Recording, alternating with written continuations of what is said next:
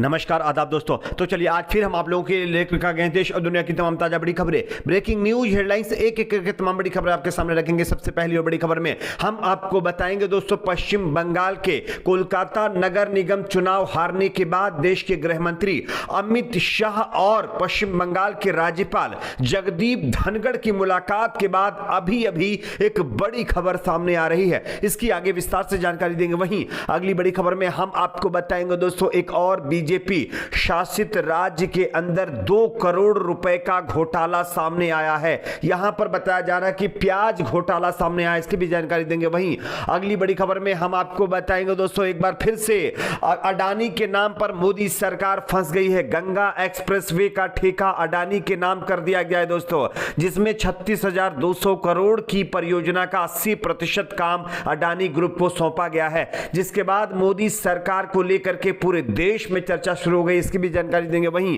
अगली बड़ी खबर में हम आपको बताएंगे दोस्तों, अब मॉब लिंचिंग को लेकर के एक और राज्य के अंदर कानून बना दिया गया है। इस कानून में जो प्रावधान रखे गए हैं वो जो है बहुत ज्यादा कड़े हैं और ये उन लोगों के लिए काफी संकटदायक होंगे जो लगातार मॉब लिंचिंग को अंजाम दे रहे थे। बात करते हैं अगली बड़ी खबर की। अगली बड़ी खबर में हम आपको बताएंगे दोस्तों, अब आरएसएस और बीजेपी मिलकर के एक और शहर का नाम बदलने जा रहे हैं। इसको लेकर के भी बड़ी खबर है, इस पर भी जानकारी देंगे। वहीं अगली बड़ी खबर में हम आपको बताएंगे दोस्तों, अब वीएचपी के नेता परवीर तोगड़िया का एक बहुत बड़ा ऐलान, तबलीगी जमात देश में हो बैन वरना गृह युद्ध होगा, ये धमकी देते हुए उन्होंने बड़ा बयान दिया है। क्या कुछ कहा, उनके बयान को भी सुनाएंगे। वहीं अगली बड़ी खबर में हम आपको बताएंगे दोस्तों, मोदी सरकार को इजराइल ने दिया बहुत बड़ा झटका। यहां पर इजराइल ने चोरी चुपके एक बहुत बड़ा सौदा कर दिया है, इसकी भी जानकारी देंगे। वहीं अगली बड़ी खबर में हम आपको बताएंगे दोस्तों, पश्चिम बंगाल की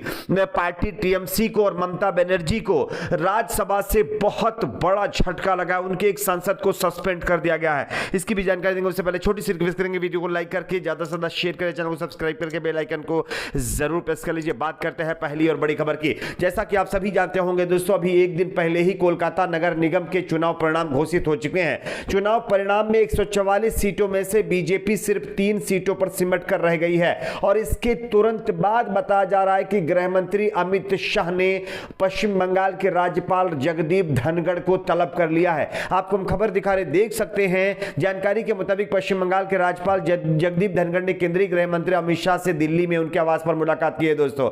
दोनों के बीच बैठक लगभग 45 मिनट तक चली। ऐसा माना जा रहा है कि राज्यपाल ने केंद्रीय गृह मंत्री को राज्य की वर्तमान परिस्थिति पर रिपोर्ट दी है। बता दें कि केएमसी चुनाव में भी राज्य की सत्तारूढ़ पार्टी तृणमूल कांग्रेस प्रचंड जीत दर्ज करके बीजेपी को बैकफुट पर ढकेल चुकी है, लेकिन उसके बाद लगातार जिस तरह से अमित शाह की जो पॉपुलैरिटी है वो खत्म हो रही है और चाणक्य नीति वाली राजनीति का भी अंत हो रहा है, इसको लेकर के बीजेपी पूरी तरह से बौखला गई है और कोलकाता के चुनाव हारने के बाद तुरंत जो है जगदीप धनखड़ को तलब कर लिया है। बात करते हैं अगली बड़ी खबर की। अगली बड़ी खबर आ रही दोस्तों, एक और बीजेपी शासित राज्य में प्याज के अंदर 2 करोड़ रुपए का घोटाला हो गया दोस्तों।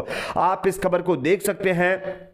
मध्य प्रदेश में उद्यानिकी हार्टिकल्चर विभाग में 2 करोड़ की प्याज बीज की खरीद में घोटाले की खबर सामने आई है दोस्तों। लेकिन उससे भी बड़ी खबर यह है कि इस घोटाले की जांच कर रही प्रमुख सचिव कल्पना श्रीवास्तव का तबादला कर दिया गया है दोस्तों। विपक्षी दल मुख्यमंत्री शिवराज सिंह चौहान की सरकार पर भ्रष्टाचार के आरोप लगा रहे हैं। कांग्रेस पार्टी के राज्यसभा सांसद विवेक तन्खा ने पूरे मामले पर प्रतिक्रिया देते हुए लिखा है कि अजब और गजब, मध्य प्रदेश शिवराज सिंह चौहान का जिस तरह प्रमुख सचिव ने प्याज घोटाला उजागर किया उसी को विभाग से हटा दिया गया है। तो ये कैसा करप्शन फ्री सरकार और ये किस तरह की डील हो रही है। तो कहीं ना कहीं मध्य प्रदेश के अंदर अब प्याजों के अंदर यानी कि प्याज बीज जो होता है उसके अंदर 2 करोड़ रुपए का घोटाला हो गया है, जबकि बीजेपी कह रही कि हमारे राज्य में करप्शन फ्री शासन चलता है। बात करते हैं अगली बड़ी खबर की। अगली बड़ी खबर दोस्तों आ रही है, एक बार फिर से मोदी सरकार अडानी को एक और सौदा देकर फंस गई है। आप इस खबर को देख सकते हैं दोस्तों। खबर के मुताबिक प्रधानमंत्री नरेंद्र मोदी और अडानी अंबानी जैसे पूंजीपतियों के बीच जो घनिष्ठ संबंध है उसके बारे में अक्सर चर्चा होती रहती है।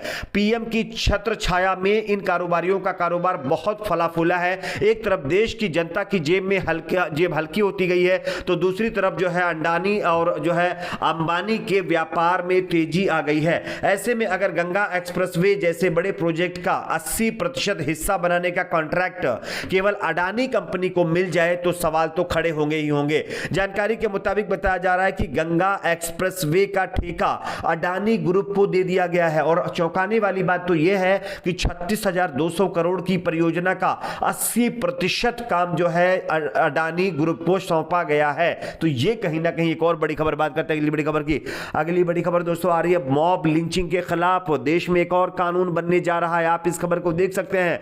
झारखंड से बड़ी खबर है। अगर झारखंड में अब मॉब क्या कोई भी घटना आती है तो जो है उन लोगों के ऊपर बहुत कड़ी कार्रवाई की जाएगी। झारखंड विधानसभा ने मंगलवार को मॉब वायलेंस और मॉब लिंचिंग विधेयक को मंजूरी दे दी है, जिसमें मॉब लिंचिंग में शामिल लोगों के खिलाफ 3 साल से लेकर आजीवन कारावास और 25 लाख रुपए तक के आर्थिक जुर्माने का प्रावधान है। सरकार की ओर से कहा गया है कि भीड़ की हिंसा को रोकने के लिए यह विधेयक लाया गया है। तो ये दोस्तों अब जो है तीसरा राज्य बन जाएगा झारखंड जहां पर मॉब लिंचिंग के ऊपर कानून बनाया गया है। बात करते हैं अगली बड़ी खबर की। अगली बड़ी खबर आ रही दोस्तों बीजेपी आरएसएस मिलकर एक और जो है शहर का नाम बदलने जा रहे हैं। आप इस खबर को देख सकते हैं। आरएसएस ने हैदराबाद का नाम बदलने से पहले लिखा भाग्यनगर। जनवरी में बीजेपी के साथ बुलाई समन्वय बैठक। तो यह बहुत बड़ी खबर है कि आरएसएस और बीजेपी मिल करके अब जो है हैदराबाद का नाम बदल करके भाग्यनगर करने वाले हैं। और यह मुद्दा एक बार फिर से आरएसएस ने बीजेपी के सामने रखा है और इसी को लेकर के बताया जा रहा है कि जनवरी में एक बैठक भी है। अब इस बैठक के बाद यह तय होगा कि क्या हैदराबाद का नाम बदला जाएगा या नहीं, लेकिन इस पर जो रणनीति जरूर तैयार की जा रही है। बात करते हैं अगली बड़ी खबर की। अगली बड़ी खबर दोस्तों आ रही है तबलीगी जमात को लेकर के परवीन तोगड़िया ने एक बार फिर से देश और मोदी सरकार को बड़ी धमकी दे डाली है। अंतर्राष्ट्रीय हिंदू परिषद के राष्ट्रीय अध्यक्ष परवीन तोगड़िया ने भारत में गृहयुद्ध होने की बात कही है। उन्होंने कहा है कि अगर सरकार ने दारुल उलूम देवबंद, तबलीगी जमात और जमीयत उलमाए हिंद पर प्रतिबंध नहीं लगाया तो भारत गृहयुद्ध की ओर बढ़ेगा।